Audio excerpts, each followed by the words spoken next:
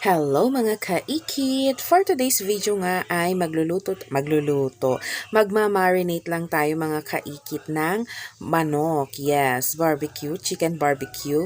And then magja-judge ako dyan kasi nga hinawak-hawakan ko na yung manok. But anyways, malinis yung kamay ko dyan at ayan na nga ang ating mga ingredients. Bawang, sibuyas, luya, siling labuyo, kalamansi, mga 20 pieces, and then Sprite mga kaikit, oyster sauce, and then next one we have pampalasa, vetchin, paminta, and then ano yan, ketchup, tapos asukal, and soy sauce. Yes.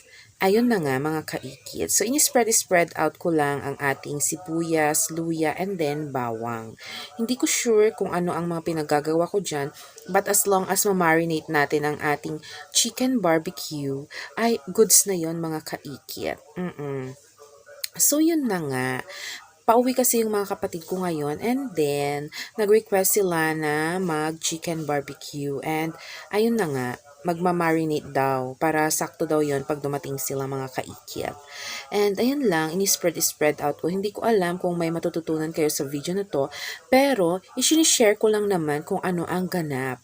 And ayun na nga, hindi ako masyadong magaling sa tansya-tansya ng mga panlasa. More likely, yung isa kong kapatid at saka si mother ang magaling sa tansyahan na ganyan. And then, wala naman akong maituturo sa inyo kung ilan yung measurement niya kasi nga wala talagang measurement mga kaikit. So, ayan, gaya niyan, 350 ml ata ng ketchup. Nilagay ko na lahat yan kanina mga kaikit.